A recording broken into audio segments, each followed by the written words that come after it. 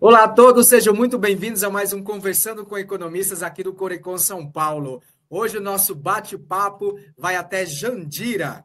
Vamos conversar com Wanderson Castro, economista, consultor, perito e é o nosso delegado municipal lá na região de Jandira. Wanderson, seja muito bem-vindo ao nosso Conversando com Economistas. É uma satisfação bater um papo contigo hoje. Muito obrigado pelo convite, pelo espaço. Eu acho que eu já fui muito bem apresentado. Acredito que teremos espaço para poder dividir um pouco de perspectivas, contribuir um pouco com a trajetória, de uma forma assim, a inspirar quem está vindo e ajudar também a sociedade de forma geral, qual é o papel do economista, do delegado municipal e as tantas contribuições que a carreira ela permite que seja feita. Tenho certeza que será um programa bastante inspirador, porque estudando um pouquinho sobre você, vendo algumas atuações, tem bastante assunto e muita coisa importante para falar contigo que nos acompanha aí do outro lado.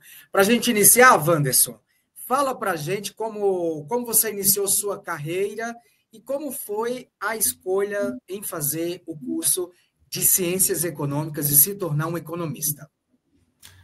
Bom, eu gosto de pensar da seguinte maneira. Eu acho que existem algumas profissões que as pessoas não acordam e pensam, nossa, você é um economista, nossa, você, enfim, algumas carreiras que não são daquelas tão tradicionais, né? E ao momento ali que eu fui estudando, que eu fui seguindo a minha vida, eu fui percebendo que tinha alguns assuntos que eu gostava bastante, mas não necessariamente esses assuntos se conversavam, né? Pelo menos na minha primeira percepção. Mesmo tempo gostava de geografia, gostava de entender sociedade, gostava de história, enfim. Eu gostava muito de tudo, mas não sabia muito bem o que eu gostava. E aí, ao passar do tempo, eu fui entendendo que eu gostava muito de entender como que funciona a sociedade, o que uma decisão ela pode refletir na vida das pessoas e o como que as pessoas elas se preparam de fato para poder conduzir as suas vidas, terem uma vida digna e o que enquanto os governantes, como realizadores, né, da condução, eles se preparam e como que eles pensam em relação a isso. Então, eu vi ali na carreira de economista uma combinação de todos esses fatores, da compreensão da sociedade, da compreensão da política e principalmente no entendimento de como que os mercados se ajustam, como que os mercados eles se regulam, porque eu sempre assim tive muito contato com empresa, eu sempre quis trabalhar, né, de uma forma, mas mais do que aquela função necessariamente executiva, eu sempre tive uma função muito consultiva. Gostava muito de entender, de apoiar, de aconselhar. E eu vi que na posição de economista, você consegue ter um espectro muito grande para poder ser um apoiador de ideias através de ferramentas com muito substrato mesmo, com uma base muito sólida, desde recursos econométricos até uma sólida pesquisa bibliográfica para poder entender um tema, enfim. Entendi que a economia, ela te permite, como diz o nosso eterno presidente Pedro do Corecon, o economista, ele não enxerga a árvore, né? Ele enxerga a floresta. Então, foi pensando dessa forma que eu me identifiquei bastante com a carreira e resolvi seguir.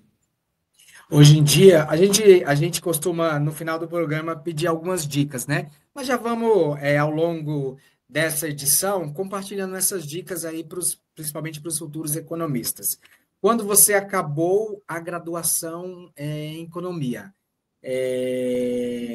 você tinha alguma dúvida por onde seguir, qual segmento fazer? Hoje sabemos que a profissão de economistas oferece uma vasta e um leque de opções de atuação. E hoje, muitas pessoas que terminam a graduação ainda têm essa dúvida: por onde seguir, para onde vou, né? Qual é o meu caminho? Como é que foi no seu caso, Wanderson? Olha, eu vou fazer aqui uma contribuição que eu acho que dá para gerar até um corte. Porque, na Opa, verdade, não devemos esperar a graduação terminar para poder escolher, né? a graduação é justamente o melhor espaço para poder experimentar, para arriscar, para poder errar, porque ao mesmo tempo que a gente está estudando, e é uma carga horária muito exigida pelos, né, graduandos, é realmente um ciclo de estudo muito pesado, mas você se torna uma pessoa apta a já contribuir com projetos empresariais de verdade. Por exemplo, ao longo da minha trajetória, eu tive uma participação muito intensa no movimento Empresa Júnior. Então, eu fui presidente da empresa júnior da faculdade que eu fiz, que foi a Universidade Federal Fluminense, e aí, a partir disso, consegui contribuições para poder federar a empresa e tudo, e junto com todas as outras pessoas que estavam envolvidas ali no projeto, a gente consegue atender muitas empresas do mercado mesmo, com as contribuições que o economista tem para os negócios.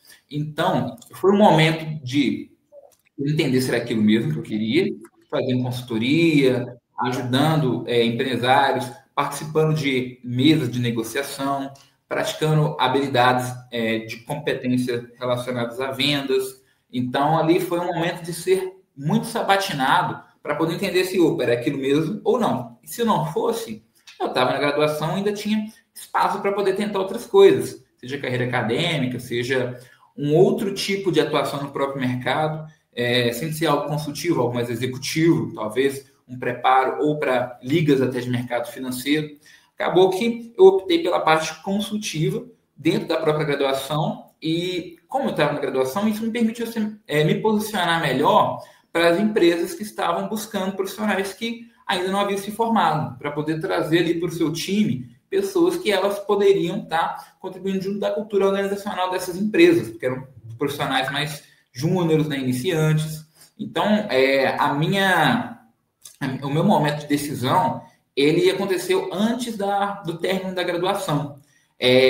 Obviamente, existiu até um trade-off, como a gente fala na economia, que eu acabei até alongando um pouco mais o meu período de estudo para que eu pudesse sair da própria graduação muito melhor posicionado, porque quanto mais recém-saído da universidade, mais assediado, vamos colocar assim, você é pelas empresas do mercado. Então, fiz essa escolha, não esperei terminar, e diante de várias alternativas, né, que a gente, como economista, tem para poder trazer para dentro da carreira.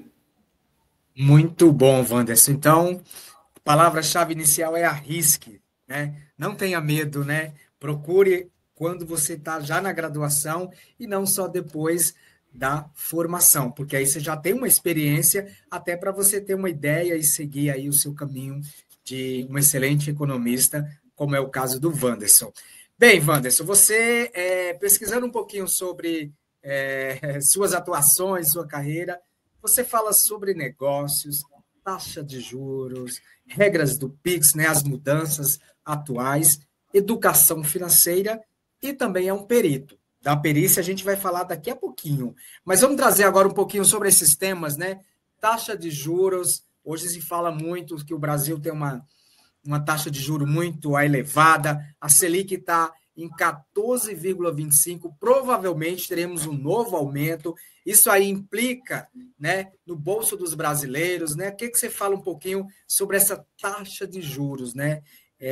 Principalmente para quem está nos acompanhando, que também não é economista, que o programa é visto por toda a sociedade e por outras profissionais de outras áreas, né?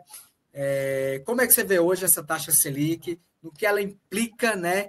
E o que pode ser feito para esses juros não aumentar e isso acrescentar em mercado mais alto, alimentação mais cara, né?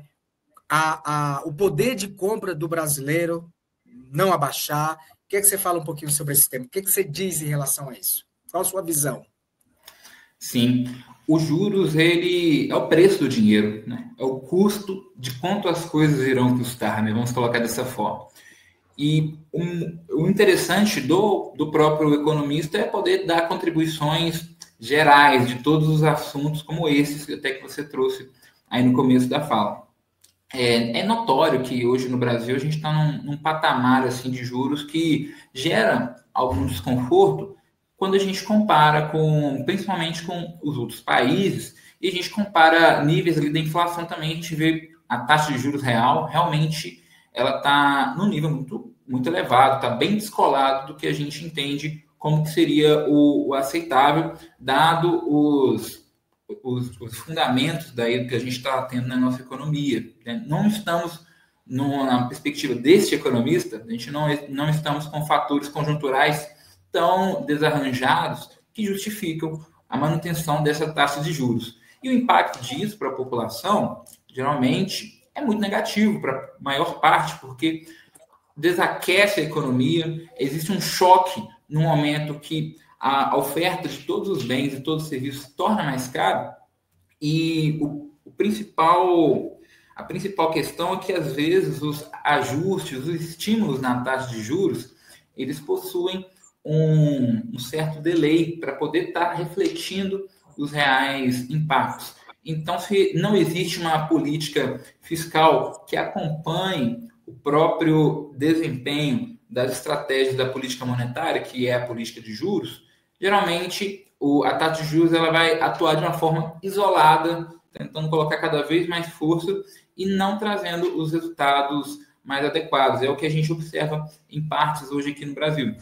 A nossa perspectiva, de fato, é que receba ainda mais um incremento na próxima reunião do Copom, e um evento algo que o Brasil preza, pelo menos agora a última diretoria do Banco Central tem se preocupado, é corresponder ao nível de expectativa dos stakeholders, dos players do mercado financeiro.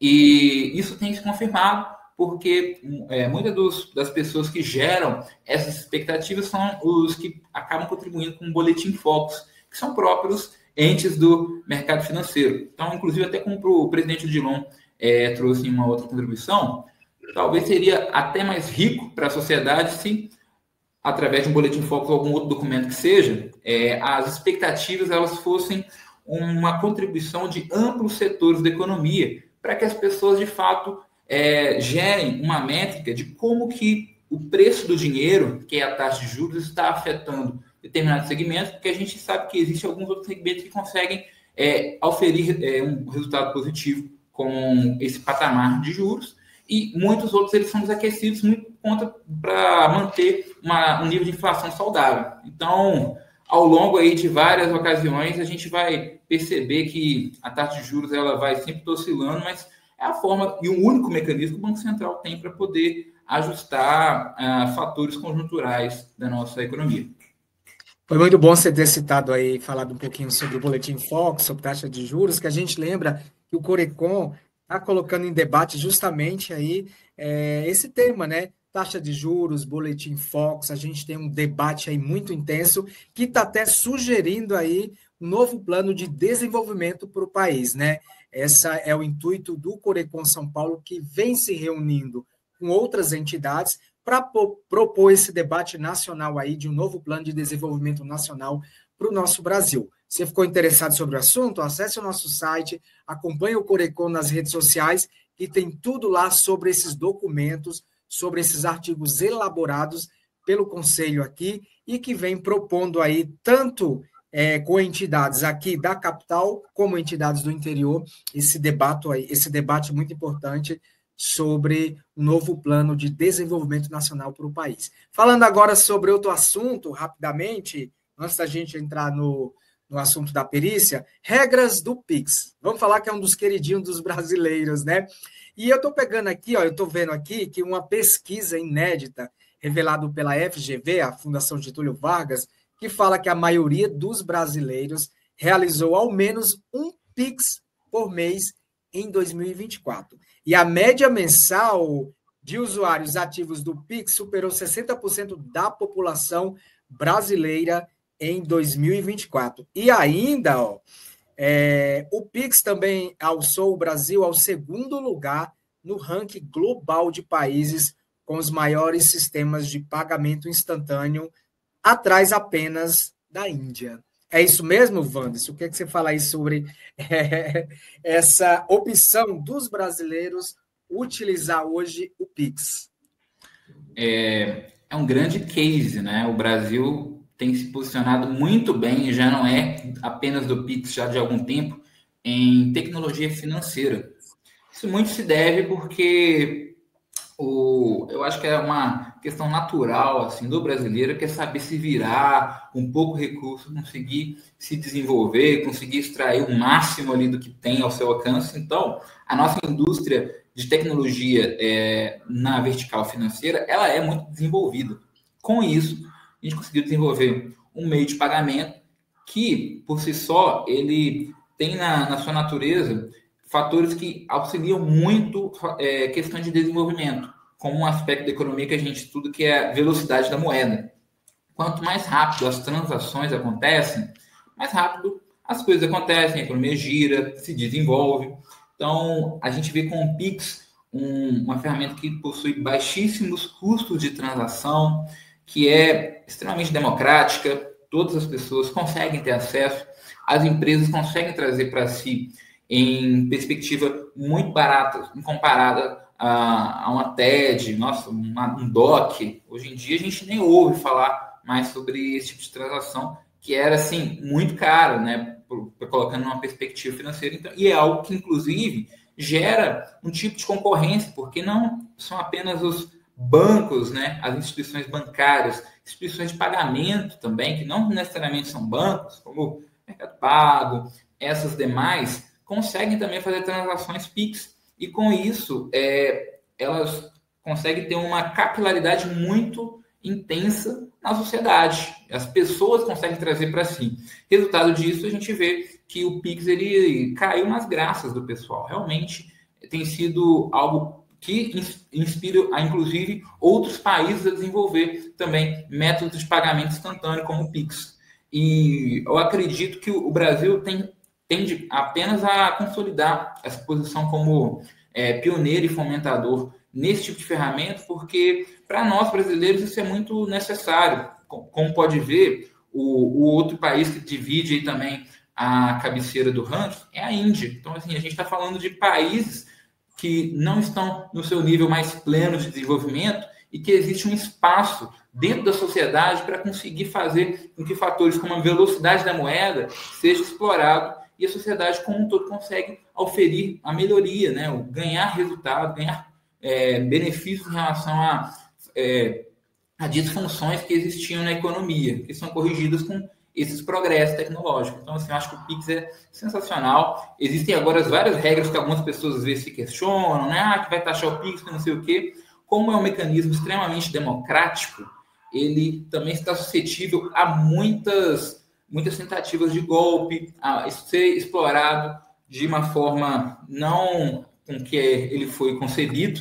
E então, com isso, se torna algo que também as pessoas mais intencionadas acabam vislumbrando, porque pessoas de todas as camadas sociais e todas as idades usufruem deste grande item que é o Pix. Então, é necessário que o governo cada vez mais coloque a lupa, coloque realmente a atenção um pouco mais dedicada em cima de como que são feitas as transações, como que são feitas essas movimentações, porque a gente precisa dessa ferramenta cada vez mais pura, cada vez mais estruturada para todo mundo, né? Então, o Pix ele é muito bom e com isso a gente vai trazer essas camadas de desenvolvimento também junto dele.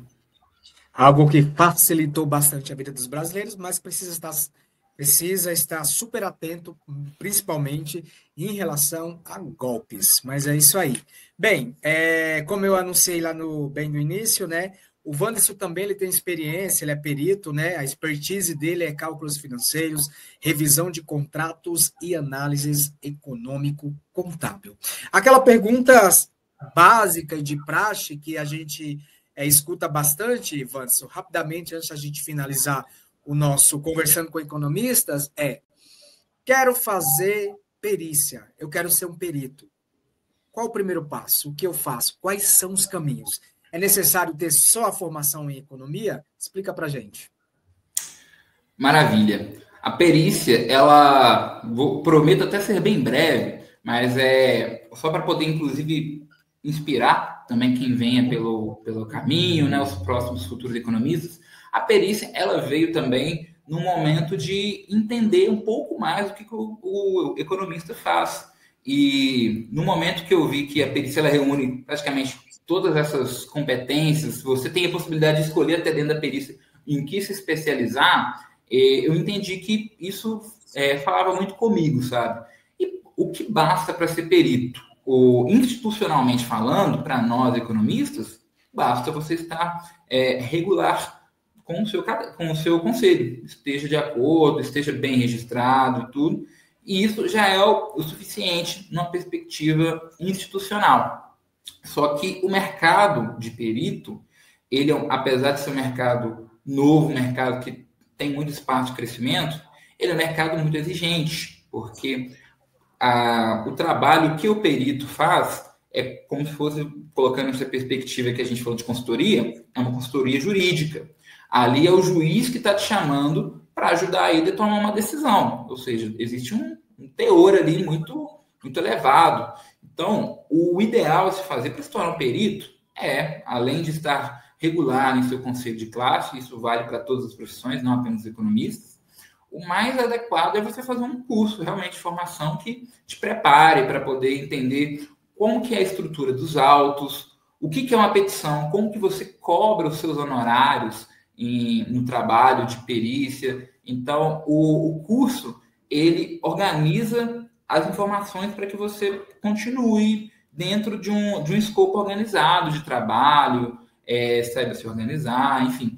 O ideal seria isso. A partir disso, você tem que fazer um trabalho de prospecção, um trabalho de venda. Inclusive, que na minha agenda como perito, como economista, tudo, é algo que toda semana está presente, que é ir aos fóruns, de fato, bater ali a porta, né? Gastar a sola de sapato, como a gente fala, sair do ar-condicionado e ir para o sol, porque é uma profissão muito boa, permite que você consiga trabalhar de vários lugares, mas você precisa ir até as portas para que elas possam ser abertas. Então, por exemplo, eu estou até em viagem também, mas no lugar que eu estou, eu já mapeei fóruns aqui da região para que eu possa fazer a visita e contribuir de uma forma geral com o nosso sistema judiciário, porque o perito ele tem uma função muito importante também, que é dar velocidade nos processos, auxiliar com a tomada de decisão muito bem estabelecida, com base em ferramentas. Então, é mais ou menos por aí. E é um ótimo mercado, né, para os economistas, né? Tem uma vasta opção também aí de atuação, né? Cada um com sua expertise, não é isso? Exatamente. O economista ele é muito, muito bem visto dentro deste mercado, porque desde das situações mais cotidianas dos brasileiros, que é uma revisão de contrato, que é entender ali, às vezes, o cálculo de juros, a gente consegue contribuir com situações até mais intensas de relação entre empresa e empresa, uma empresa que tinha ali um nível de envolvimento com alguma outra organização e qualquer mudança de estrutura, seja até uma mudança na taxa de juros, pode afetar o abastecimento de uma empresa para uma outra, que isso faz com que ela quebre e que vários funcionários às vezes ficam desamparados. Então, entender se, por exemplo, uma decisão de taxa de juros que fez uma empresa fechar, ou uma decisão estratégica comercial de uma empresa que afeta o resultado final de uma quebra, de um contrato mal equilibrado, desde esses pontos aos mais triviais, o economista tem muita capacidade, tem um amplo espaço para poder estar contribuindo e gerando informações. Obviamente, não fazendo a decisão, né? A gente, como perito, a gente apenas apresenta os fatos, responde aos quesitos que foram colocados. A partir disso, a decisão ela é do juízo, mas a nossa vocação ela está muito próxima a tornar as informações extremamente translúcidas, claras, para que as melhores decisões sejam tomadas, seja na perícia, seja na consultoria, mas dentro da perícia tem ali uma contribuição assim, muito significativa. Muito bem, Wanderson. Para a gente finalizar, eu queria que você falasse suas expectativas aí, né? Como nosso novo delegado municipal aí na cidade de Jandira, e também deixasse uma dica final aí especial para os jovens economistas, para os futuros economistas. Maravilha. Eu acho que, primeiro de tudo, quero agradecer, né, o espaço. Adoro falar sobre o que é ser economista, o que o economista faz. Então, eu fico lisonjeado mesmo. E as minhas expectativas são, assim, as mais positivas. Eu cheguei em Jandira, um lugar que me acolheu tão bem, as pessoas tão boas, e o que eu quero fazer como delegado é retribuir todo esse carinho, todo esse apoio que eu tive pelas pessoas que estavam comigo, trazendo realmente iniciativas, contribuindo com tomadas de decisão do poder público e, de uma forma geral para a sociedade, contribuindo com trabalhos, projetos de desenvolvimento, porque a gente sabe que enquanto mais informação a gente tem em nossas mãos, mais honesta, mais consciente é uma decisão, sabe? Honesta consigo mesmo, honesta com entender de fato o valor do que aquilo pode tomar e como aquilo pode crescer. A minha expectativa em Jandira é muito positiva, de contribuir não só com a cidade em si, mas com os meus pares, com a região ali de Osasco, Barueri, e principalmente com o trabalho que o Corecon faz ali a nível estadual. Então, assim, estou muito feliz, eu acho que vai ser um ano muito desafiador, acho que vai ser um ano que vai colocar muita coisa em perspectiva, porque a gente vem de um cenário internacional muito controverso, enquanto existem muitas competições entre países, isso pode afetar a nossa balança comercial, pode deixar a gente numa posição muito estratégica se a gente conseguir utilizar isso bem. Então, agora é o momento de enxergar o que a gente tem de recurso para que a gente possa, de fato, como a gente fala na economia, maximizar isso da maneira mais eficaz possível. Seja o nosso recurso material, seja indo nas escolas, falando um pouco do que é ser economista, seja indo nas empresas, entendendo o que a gente pode exportar, entendendo a nossa relação com o comércio exterior, enfim, tem muito espaço para a gente poder trabalhar e, assim, o que eu posso fazer é me colocar à disposição. E para os novos economistas, da mesma forma, colocar os meus contatos, me colocar à disposição, é uma honra falar, sempre dividir, sempre contribuir, então, o máximo que eu posso dizer é que estou aqui. Muito bem, tenho certeza que você vai ajudar bastante aí e vai contribuir muito, né? Principalmente pela essa vasta experiência que você tem aí na área de economia, na área de perícia, então será um ótimo representante do Corecon São Paulo aí na região de Jandira. Quem ganha são os economistas aí da região, para a gente ter esse parceiraço aí nos representando e representando você, economista, aí cá do outro lado, nos acompanhando. Wanderson, obrigado aí pelo bate-papo, obrigado aí por compartilhar um pouquinho das suas ideias, das suas experiências e também da sua visão com nossos economistas e com o público geral que acompanha o nosso programa. Foi uma satisfação imensa conversar contigo hoje. Olha, o prazer foi todo meu, estou à disposição e que a sociedade possa sempre estar acompanhando de fato aqui a programação do Corecon, que eu já vi, existem ali diversos expoentes do nosso time, tem muita gente que já falou muita coisa legal, então não só o que for ouvir, mas tem muita coisa que a galera já pode ir maratonando mesmo aí nos canais de comunicação do Conselho, que tem coisa boa. Exatamente. Obrigado novamente. A gente encerra aqui mais um Conversando com Economistas. Espero que você tenha gostado de mais esse bate-papo e a gente se encontra numa próxima entrevista. Forte abraço e até lá. Tchau, tchau. Até mais.